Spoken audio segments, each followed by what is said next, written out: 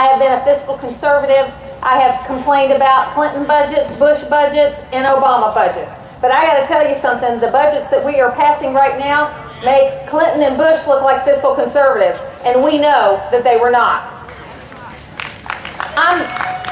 I'm here today for a number of reasons. First of all, my dad was a POW in World War II at a very young age.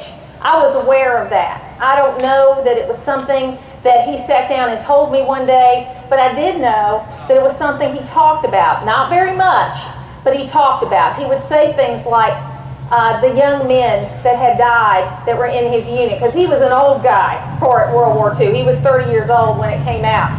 He talked about the time in the prison camp where, they weren't too mean to us, they just didn't feed us. I've also learned a lot about my father since he died from people that were in that unit with him and the stories that they've told me or they've put on record about him. But the thing that I learned the most from my father was to respect this nation and to cross the street to shake the hands of anyone that's in uniform, firefighters, police officers, soldiers, sailors, airmen, and Marine, and to thank them. And for that gift, I am so happy to have that gift from him. The other thing that happened to me, and this was a little more recent, but it plays into all of the things that we've been talking about, and on this anniversary of September 11th coming tomorrow, it's extremely important that we remember this.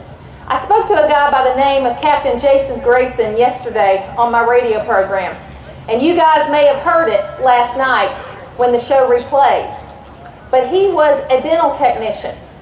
He was a specialist at the time that September 11th happened, and he was flown in from Arizona to go what was called to Port Mortuary at Dover. And that was where the remains of the people from the Pentagon and from Flight 77 were brought. And they were brought into a room to start off, and they were told, guys and gals, if you can't handle this, it's okay. No one's going to think any less of you if you go into this room and you can't handle what you see. And it was a number of rooms. The first room had personal effects of the people from Flight 77 and from the Pentagon who had died. And they were things like pieces of pictures, charred wallets, pieces of jewelry, maybe a part of a shoe or a piece of clothing, maybe a ring. But they were things that were charred and that had come off of the bodies and the remains of what was next. And his first job was to take those things, try to figure out what belonged to who, try to figure out the name of the person that it might belong to with any kind of identification that they had, and then try to give that family of that person some sort of knowledge of who that person was. And it humbled him, because to see these pieces of things that were left after that horrible flight and that horrible crash in the Pentagon. So it was humbling to me to hear that story from him. And 10 years later, he and a lot of his friends and colleagues are in Afghanistan today continuing the war on terror. And they are fighting and sacrificing for us, and we need to fight and sacrifice for them here in this nation. And the people in both parties who think that we're going to forget and we're going to go back to our lives. I was at a rally in Washington, D.C. prior to the September rally that happened a couple of years ago, but I was in a rally supporting our troops. And it was one of those rent-a-protester rallies for the other side. You know, when the other side, they get paid to go to these rallies, and you know, they're staying over, and they asked me, they said, Martha, why is it that some of your people are going home? This is a Sunday afternoon. I said, because we have jobs. We paid our way up here. We got to go back and pay the bills. Okay, we're not rent-a-protesters. And we're not people that cause problems. We are people that challenge the people that are our elected officials to do their job. So I have given, thank you. I have given advice to politicians for 15 years. I'm a pretty darn good judge of character, and I'm a pretty darn good judge of what politics is, and I know the difference between what's political and what's real. And I decided recently that I was going to run for Congress. And I announced a couple of days ago that I was going to run for Congress, and I appreciate the support that people have given me already. Because it takes money, message, and hard work to get this done. I'm a middle-class candidate. I'm running against a person that has a little machine behind him. Let's just put it that way. And let me tell you something. I'm not looking for a career in politics. I'm 52 years old. My husband's a physician. I have great plans for the life that we have together after he decides to hang up his shingle. But until then, it is important to me to try to make this country a better place with your help for my children and your grandchildren. And you know what? You can say what you want to say, but to ask our children to pay for our debts without at least trying to fix it for them is irresponsible.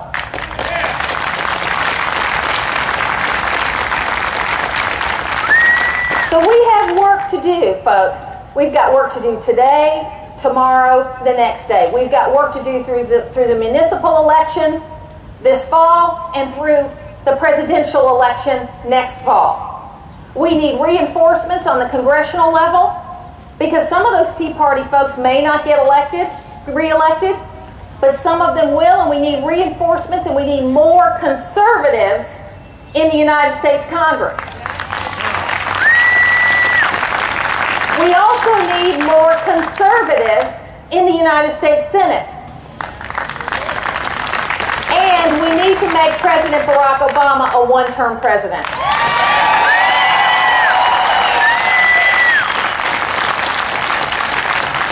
That speech the other night was just more of the same. It was chipping around the edges. We can't chip around the edges of this jobs issue. We have got to change the tax code. I am a fair taxer. We need to repeal the 16th and 17th Amendment. The 16th Amendment, which allows them to charge income tax. The 17th Amendment, which allows senators to be elected by the public. You know, that sounds good on the surface, but all that did was allow senators to go outside of their states to get money. And it just put us in line with all the other special interests, us, the members of their state, in line with all the other special interests.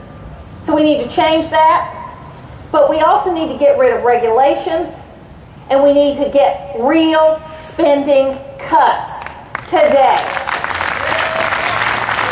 Not a slowdown of the 7%. Now the good news, and I'll finish up with this, the good news about this whole debt ceiling debate, and it was really hard to find some good news in the debt ceiling debate, okay? But I'm an optimist, is that I think we learned everything we needed to know about the type of budgeting we do, this baseline budgeting, which already figures in 7 or 8% a year in increased spending no matter what we have coming in. Now, I personally would like to have 7 or 8% a year more, but it just hasn't worked out that way the last 3 or 4 years. For most of us, in our own personal budgets. We have had to cut back, and the federal government needs to do it too. So we learned our lesson. Thank you. We learned our lesson in this debate about the debt ceiling, and we need to take what we learned, brush ourselves off, and get ready for the next debate. Because let me tell you something, between now and this election, which is going to be very important, our guys need a lot of support. Because they've got a budget debate coming up. They're going to have a continuing resolution, folks. You can count on it, which will be another budget debate. You're also going to have this so-called super committee. And then you got a president that has projected another $450 billion in spending, but he's going to tell us next week how he's going to pay for it. We cannot stand for that anymore. If I were President of the United States and I got up to a speech like the President made the other day, I wouldn't spend the first 30 minutes talking about how much more money I'm going to spend. I'd spend the first 30 minutes listing off the programs that are duplicated and unnecessary, and then tell people how much money I'm going to cut from the budget. SecularStupidist.com, Conservative.com, RightOsophy.com